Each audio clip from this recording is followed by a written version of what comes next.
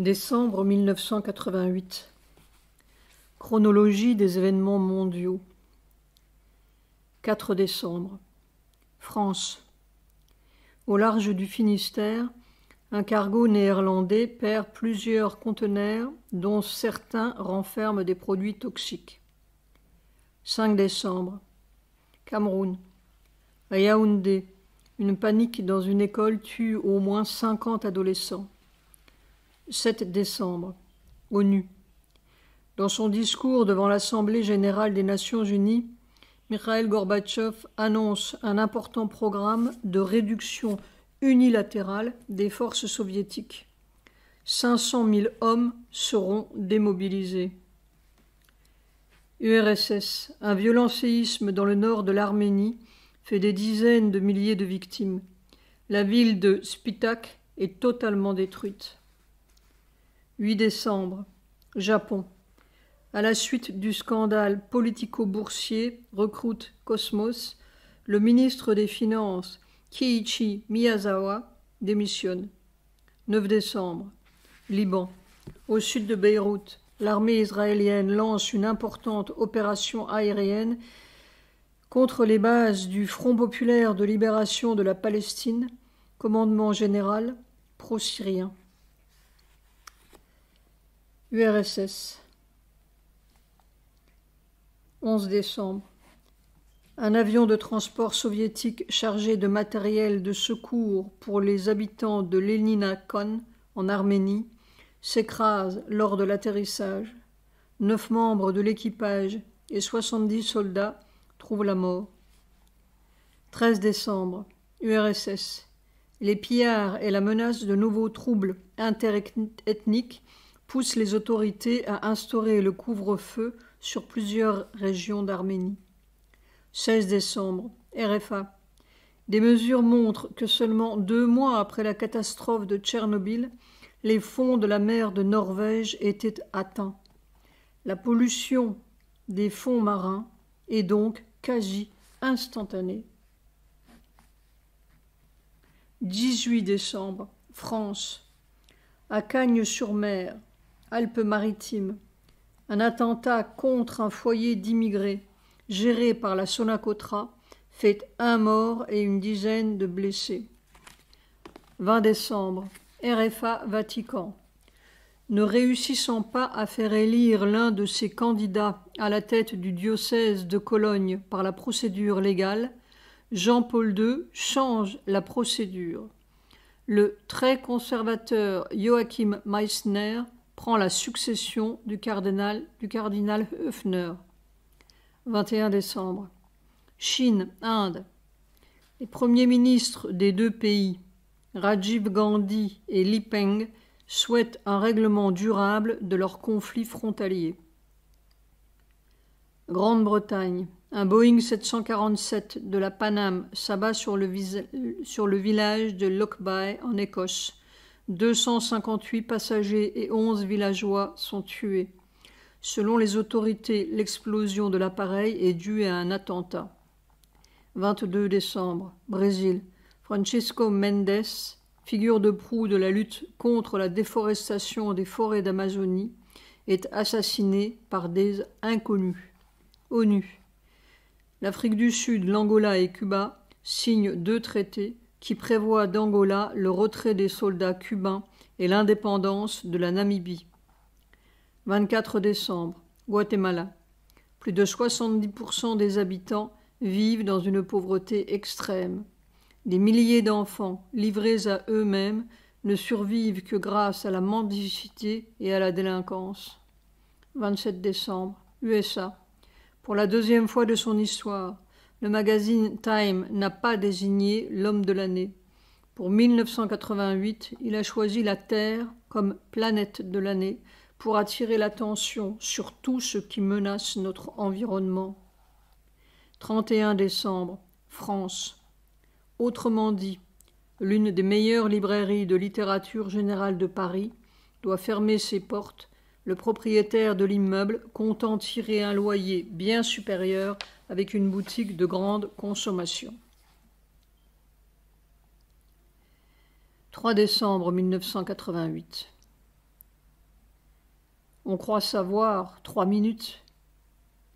Et puis on est seulement un paquet de matière écrasée et déchirée dans le noir total.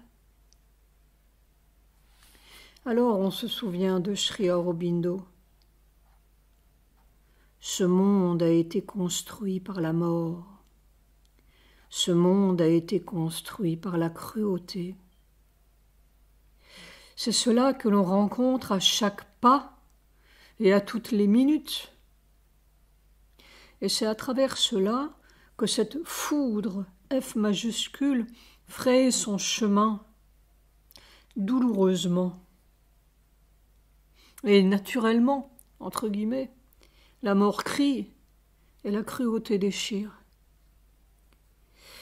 Et c'est quelquefois très difficile de ne pas prendre la situation à l'envers. Restez dans le wagon noir et on vous laissera tranquille. Voilà. 4 décembre 1988. Le corps arrive à respirer en dépit de l'écrasement. Je recommence assis. 5 décembre 1988. Le secret de la nouvelle respiration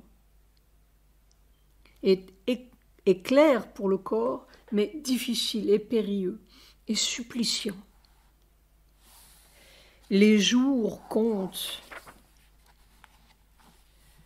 L'histoire de la transformation, T majuscule, a commencé avec les Chinois, les jalons de mer. Logiquement, elle doit finir avec eux. 6 décembre 1988. Un rêve de paix la nuit du 29 au 30 novembre 1988. Dans un lieu que symboliquement j'avais identifié à Tlemcen. C'était un lieu qui était sous la domination d'un personnage que j'ai identifié à Théon, un homme grand, assez fort de carrure, et qui pouvait avoir parfois un visage dur et porter des lunettes. Satprem vivait, depuis quelque temps, dans ce lieu, et il était comme toléré dans ce lieu, comme quelqu'un qui habite là, qui a ses privilèges et habitudes, mais toléré, c'est-à-dire qu'il est l'hôte de Théon. Théon le considère comme un invité de marque, qu'il respecte pour ses pouvoirs. En effet, Satprem vit comme à la lisière de ce monde contrôlé par Théon, mais n'en fait pas tout à fait partie. Il n'est pas touchable, on ne peut pas l'atteindre. Pourtant, il est bien là en même temps. Et puis un jour, Théon, qui a un aide avec lui tout à fait servile et tout à fait sous sa coupe, décide que c'est assez. Il ne supporte plus la présence de Satprem, qu'il perçoit comme un défi permanent à sa dominance, même si jusque-là, il avait agi comme selon un understanding, accord, établi entre eux et avec un maximum de transparence. Il décide donc d'aller trouver Satprem et de lui dire qu'il doit partir. Et c'est une épreuve de force terrible, car Satprem doit lutter de toutes ses forces pour faire face et rester intouchable à la force de Théon. Théon, vaincu, oblige tout de même Satprem à quitter ce lieu devenu tout à fait hostile.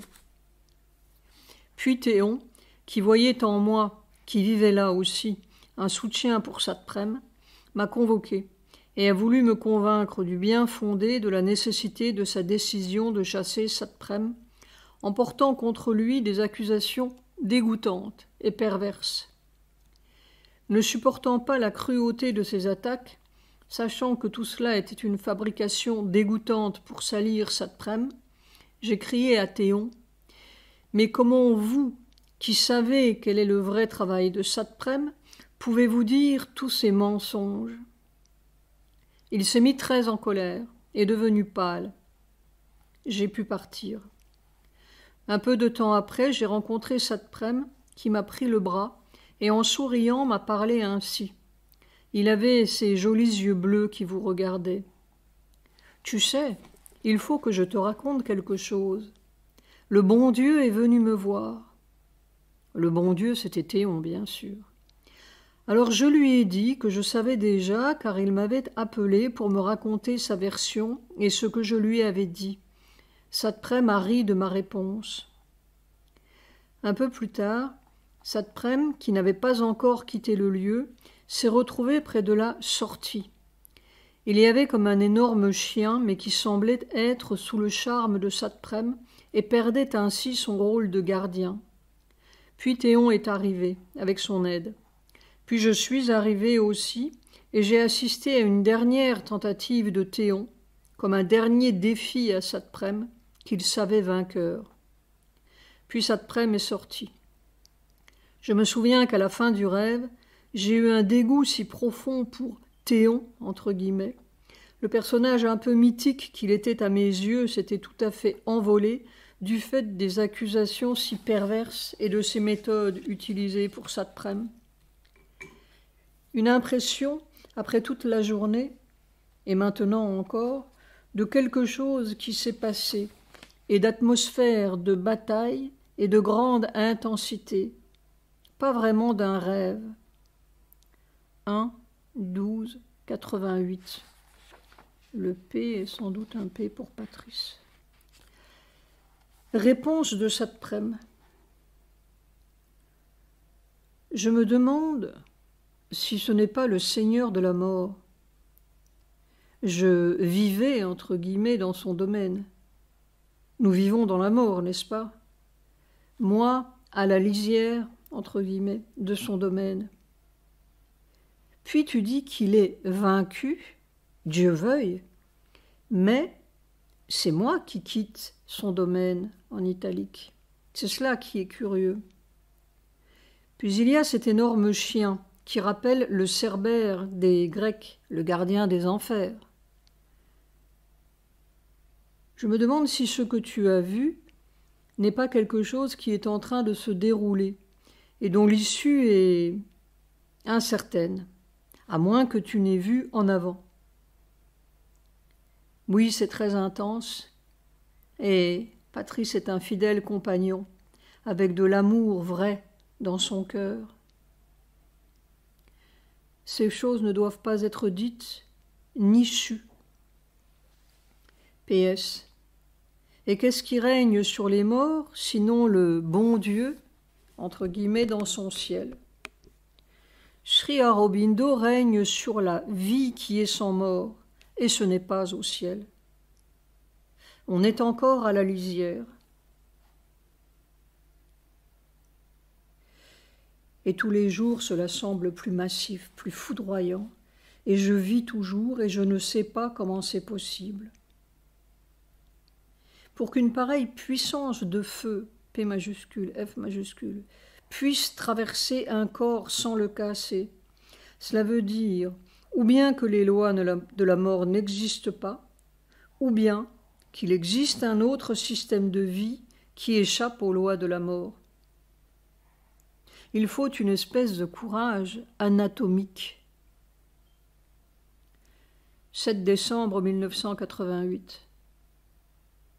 Pendant tant d'années, j'ai été à la recherche de la position correcte pour supporter ça. Et c'était à la recherche de la respiration correcte qu'il fallait aller.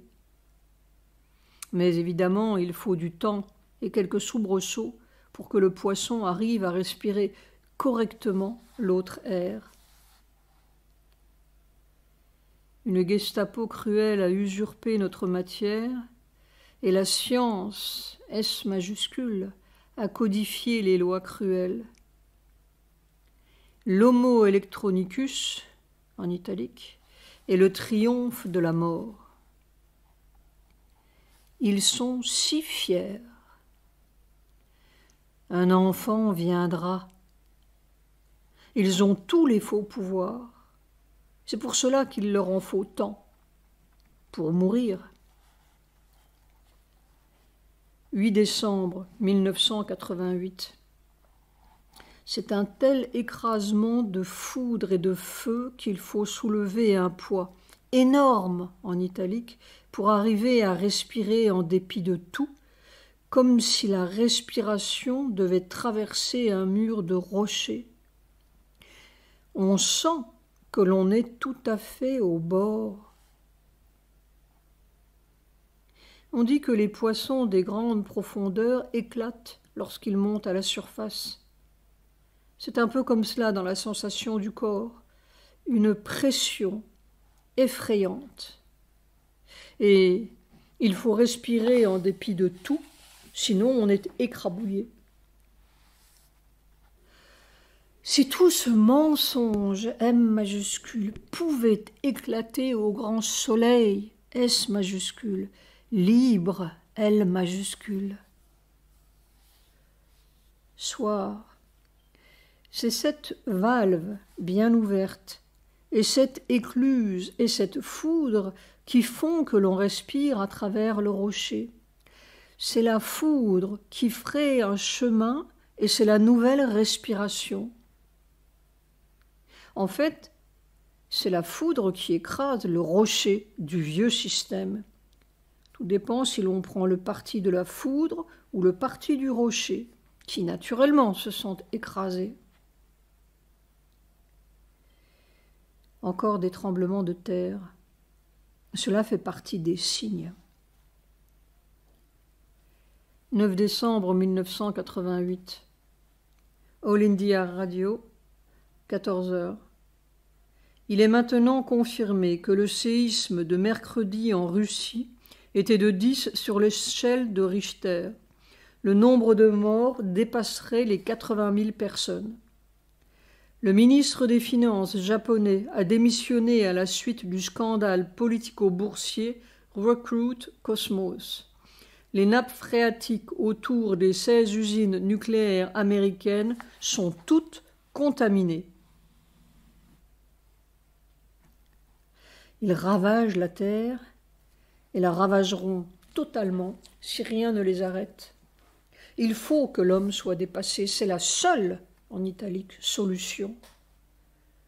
Les hommes n'apprennent plus rien et ne veulent plus apprendre. Il n'y a plus que la leçon des calamités.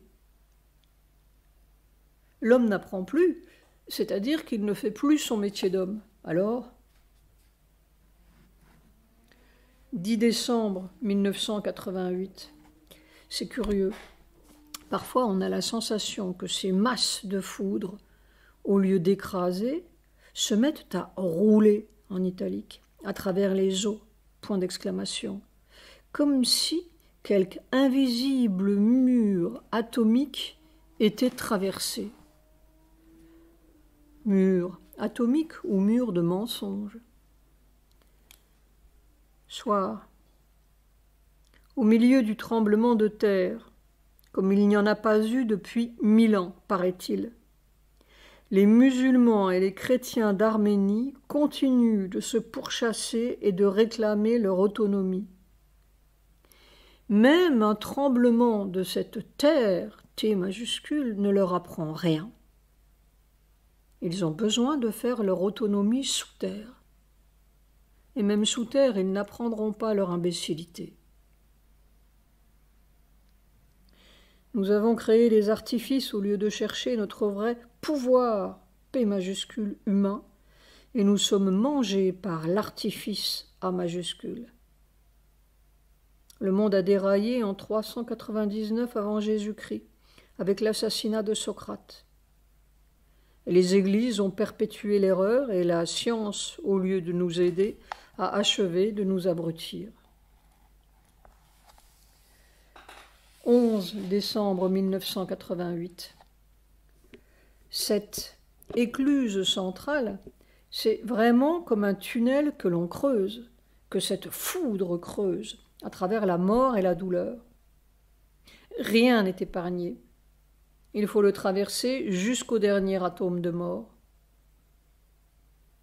C'est beaucoup plus terrible que je ne l'aurais cru. On voit, en italique, le système, entre guillemets, et avec un S majuscule. Je dis toujours cette foudre écrasante. Mais En réalité, c'est cette mort écrasante. Il ne faut pas se tromper. C'est cela, le rocher.